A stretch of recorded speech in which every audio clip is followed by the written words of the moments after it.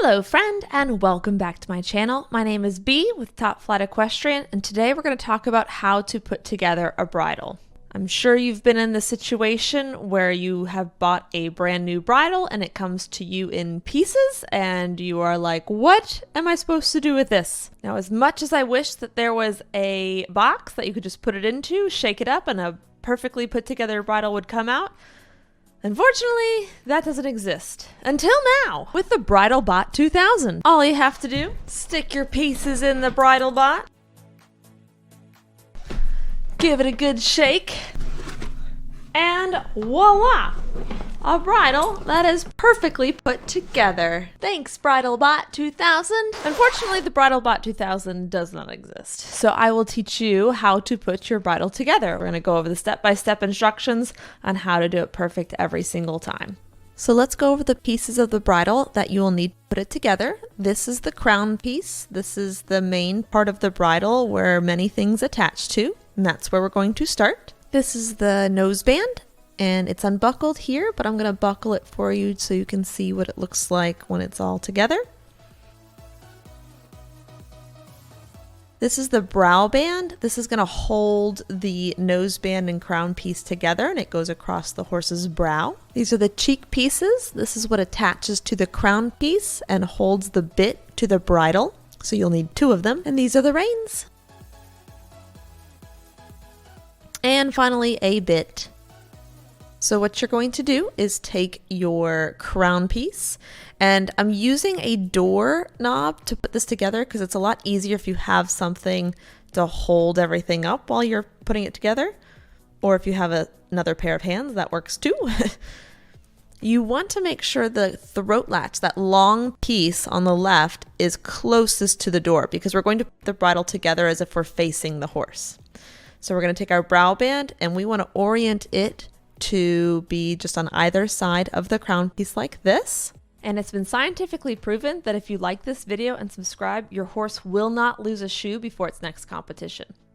Okay, maybe that's not true, but it can't hurt.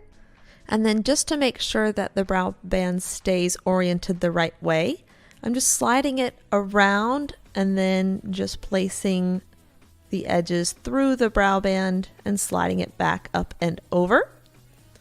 This is just in case your brow band does have a right side up or upside down. Otherwise, it doesn't really matter. And then I'm just taking the other side and putting it through the end of the brow band as well. If your throat latch is thin enough on the one side, you could probably slide it over that as well, but sometimes bridles are not like that.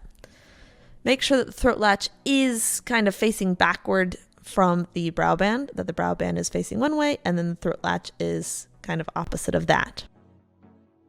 Next, you'll want to take your noseband, unbuckle it,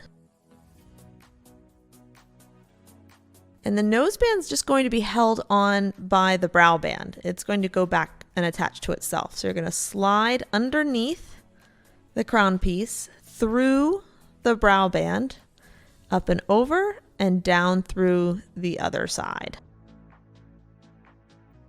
So the noseband is basically free floating. It's just kind of attached by the brow band. And it's going underneath that crown piece. And then you find the edge and you buckle it.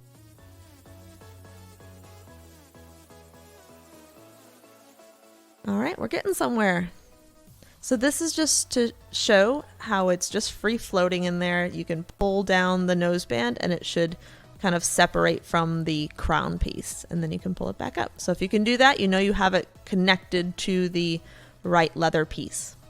Next, we're going to take our cheek pieces and we're going to attach them to the larger piece of leather that's closer to the brow band.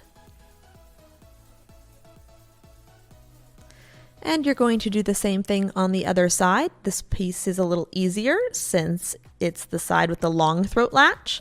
But again, you want to attach it to the piece of leather that's thicker and closer to the brow band. Next is the bit. You want it to go in the horse's mouth. the way that I'm showing here, where it goes close together, not this way. If it doesn't go close together, you don't want that side to go in the horse's mouth first. So I'm going to demonstrate kind of putting it on my face that it goes that way. And so since we are putting the bridle together facing the horse, we need to do it where the bit does not get close together. And the bit's going to go on the bottom of the cheek pieces. I generally go through one keeper and then the other keeper and then slide that little metal piece through. This bridle's pretty broken in, so the leather is easy to manipulate. If your leather's a little harder, you might have to go through this keeper and then put the metal piece in and then go through the other keeper. But every bridle's a little different.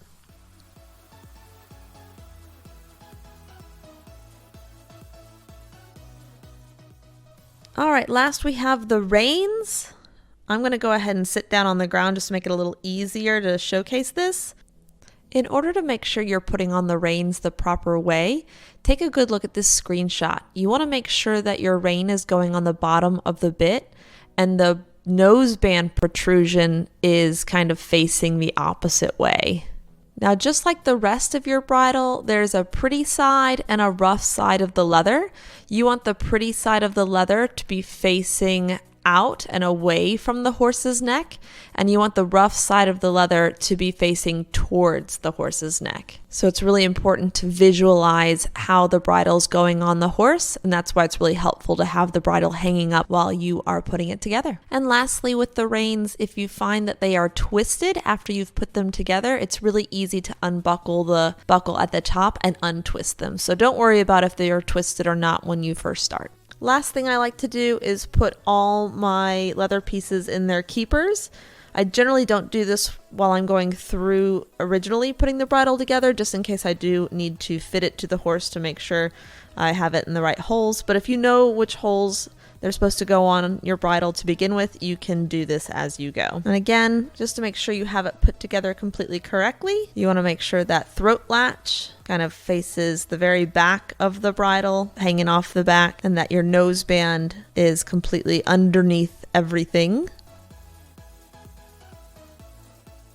And that's it. You've put together your bridle.